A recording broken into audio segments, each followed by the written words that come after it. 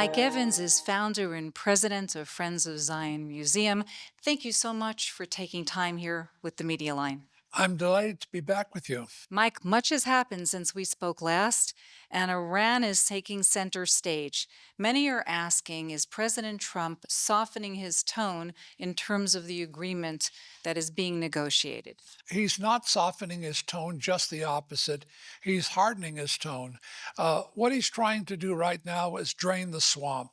He's trying to destroy Iran economically. That's why he's putting sanctions on all these countries. He knows exactly what he's doing. He's a moral clarity president, much like Benjamin Netanyahu.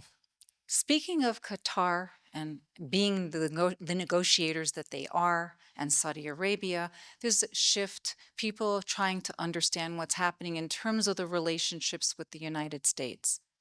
Well, I think the thing that you're going to probably see, and I don't speak for the president, but I think you're going to see probably Saudi Arabia making peace with Israel in the fall of this year. And that's going to bring in the whole Sunni world, This will be a game changer because then the cash register will shut down. The cash register for terror will shut down because the Crown Prince, MBS, has zero tolerance for anti-Semitism and terror. I know it. I've been with him. He told me the Palestinians are fools. They should be copying Israel, not fighting her. Let's speak about the Palestinians for a moment. Everyone noticed very strongly that President Trump said all hell will break loose if the hostages weren't released. He helped to release many, but many are still there. What's really happening behind the scenes? Well, I think the president is 100% on the same page as the Prime Minister of Israel. He has tremendous compassion for these hostages. There's never been a president that brought them hostages into the Oval Office the way he did. He's spoken so much about them. He really cares. But he realized Hamas is a terrorist organization and it has to be taken out. You remember his plan from the beginning was Hamas out and actually the Palestinians out so it can be rebuilt. Tens of thousands of troops are being mobilized as we speak. There's call by the Prime Minister of Israel to keep them there for as long as it takes to dismantle Hamas, to get rid of Hamas. Is this a strategy that you believe President Trump will buy into? I believe he has bought into this strategy because he realizes that Hamas has used the foreign aid, the food, everything to buy missiles, to make life more miserable for these precious people and kill more people. So he realizes there's no options. They can't do anything to give them. Listen, look at the president in the United States. No president in American history has combated anti-Semitism more than this president. He's courageous and fearless. Look at how much he stood up to Columbia University, Harvard, etc. So no, he has a zero tolerance for terror, and he's a moral clarity president. Menachem Begin, a leader of Israel, someone that you knew. When did you meet him? More than knew, he was my mentor, and he was the pioneer of Christian Zionism. On the 30th of June, 1980, I met with the Prime Minister, and he asked me why I came. And I told him, I don't know. He said, do you know anything? I said, I know God sent me. He said, but he didn't tell you why? I said, no. He said, when he tells you why, come back and tell me. Now, on the 4th of July, I went to the home of a grieving young man, Benjamin Netanyahu, who was in agony because it was the anniversary of his brother's death. And when I went to his home, I said a prayer over him, and this is the prayer I prayed. Jonathan loved David. You love Jonathan. Out of the ashes of your despair will come strength from God, and you will be the Prime Minister of Israel. The next day, on the 5th of July, I went to Menachem Begin, and I said, I met the Prime Minister yesterday. He said, you're mistaken. You met me on the 30th of June. I said, no, it's not. It's another man. Benjamin Netanyahu, will you give him a job in the government? He did. And so there's a very special place in my heart. He was brilliant. He had a photographic memory, but he was incredibly humble, just a giant. How has the claimed famine situation in Gaza during the current war being addressed? And has this been discussed with the president in terms of humanitarian aid delivery? Listen, during the Ethiopian Civil War, I was bringing C-130s filled with maize food to the Ethiopians. They were in a famine. The Gazans are not in a famine. There is no famine in Gaza. You look at their bodies, they're not in a famine. They don't have what they used to have. But let me tell you something. We've been working with the hostages, and they've been here at Friends of Zion eating one piece of pita bread a day for 505 days. That's a famine. Do you believe international aid organizations will come into Gaza now? What is going to be the case scenario at the moment? I think any international aid that comes in has to be incredibly vetted because that's how the terror happened. It was coming in from Egypt with weapons. And by the way, it can't be allowed to get into the hands of Hamas anymore. That's what they did. They took it and sold it. They sold it to the Palestinian people to buy arms and weapons. So this has to change. Israel has to control the food so they can't do this anymore. The big question still remains is many Gazans do want to leave Gaza and many don't. How do you think this is going to roll out? President Trump has suggested this, that Gazans leave temporarily. What do you know? Well, what I know I can't say, but I can tell you that there's African countries that are said yes, and they will take them in. On the Gazan end, you probably have 60% of the population that want to leave. They won't say it because they're afraid for their lives. But they've been used. They've been exploited. They didn't create this problem. President Trump has called for the Gazans to temporarily leave. He said that there's nothing left. We've spoken to many Gazans who do want to and many who don't. What do you think will happen? What do you know will happen? Well, I think you have about 60% of the population that will 100% want to leave. Think of these are first, they're Palestinians. And think about the Palestinians in America. We have more than 600,000 of them. They're very happy. They're prospering.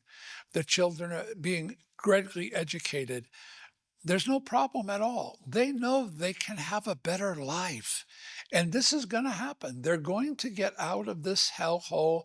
They've been held captive as hostages themselves by radical Islam. And all this has to stop, and it will stop. We would be remiss if we don't bring up the hostages left in the tunnels in Gaza. We don't know the numbers for sure of how many that are still alive, and anyone with a heart is worrying today. Is there anything more that you can share in speaking with the president about the fate of the hostages? Well, I obviously don't have access to the president on this matter. He does have key people that do advise him. But I can say this, it's 21 to 23 at maximum that are alive, 21 to 23. If they are alive. Remember, there were 5 that were going to be released, but 4 were dead Americans. So we really don't know. We really don't know. No one really knows how many hostages are alive. We really don't know that for a fact. But we do know one thing. Hamas wants to use these hostages to keep their terrorist organization alive and keep life a living hell for all the Palestinians in Gaza. They want to do it because they think they can make money off of it. They think they can use it like a Jerry Lewis telethon to get people to send them money, dialing for dollars. Will President Trump maintain an unconditional love for Israel? Is there some point that you feel that it could be a breaking point, a moment of difference? Absolutely not. You know, we have a major event here tonight with Mike Huckabee, and there'll be a massive banner on our building that says, Donald Trump, Israel's greatest president. And he's the greatest president in American history for the state of Israel. Nothing's going to change. Listen, he knows the Israelis love him. He knows they love him and he loves them. And nothing's going to change with Donald Trump at all. He's going to stand by Israel. Mike Waltz was initially hailed as a great choice, now moving to the United Nations. Anything that you know about also here that might be unusual? I think the media exaggerated the story of Mike Waltz. They said he was fired. Donald Trump loves to fire people. He's really good at it. But he didn't fire Mike Waltz. He made him the UN ambassador.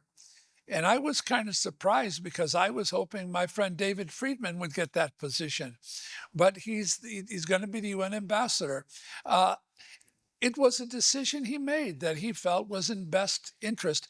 I think there'll be a lot of people fired because he won't keep them if he doesn't feel like they're doing the job, and he'll probably move people around. Look at Marco Rubio. Listen, Marco Rubio, there's never been ever since Henry Kissinger a diplomat who was Secretary of State and National Security by the same time.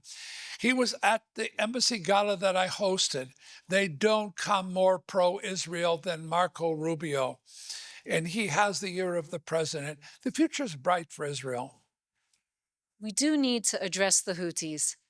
The Houthis keep firing rockets into Israel. They continue to hold up shipping. A lot of money has been lost, billions of dollars. What do you think the president might do in a larger capacity than they have done already? Because we see that the rockets are continuously firing into Israel. Well, I don't see it as the Houthis firing rockets into Israel. I see it as the Iranians firing rockets into Israel. It's just a proxy of Iran.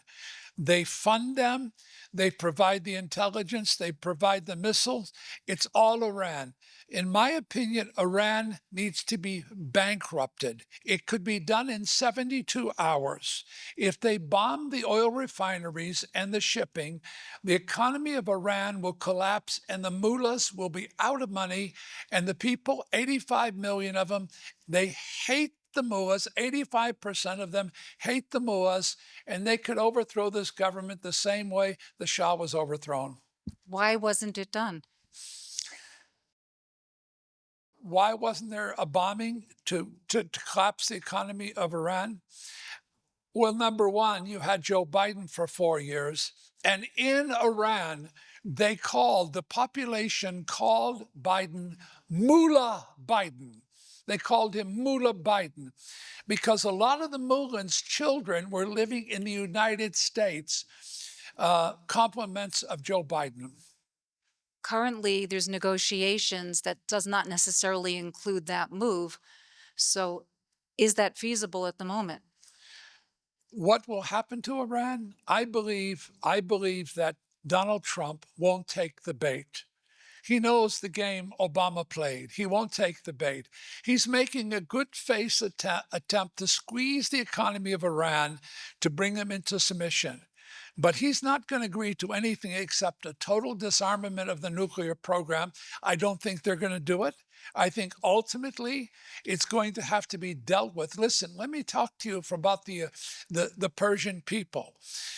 The greatest supporters of the state of Israel in the whole Muslim world are the Persian people. The Persian people. Now, on the other hand, the ones that are the least supporter in the street are the Egyptians. The Egyptians. Most people don't know that. The Persians love, the people themselves love Israel. It's going to be fine for Israel with the Persian people. But these demon-possessed nut job mullahs have to be thrown out of this country. And really the only way to do it is to bankrupt the country. Even attacking the nuclear reactors may not achieve that objective, even though they need to be destroyed. President Trump's first major trip is to the Middle East. Israel is not necessarily on the agenda, or is it? No, I don't believe it's on the agenda. Again, I don't speak for the president, but to my knowledge, it's not on the agenda. It's not on the agenda for a trip, but it's on the agenda every day before Donald Trump. There's no country in the world that he's focused on more than the state of Israel. Mike Evans, president and founder of the Friends of Zion Heritage Center, thank you so much for your time here with the Media Line. Thank you so much for what you're doing. Your organization is Moral Clarity, and it's so very important these days. Thank you so much. You're welcome.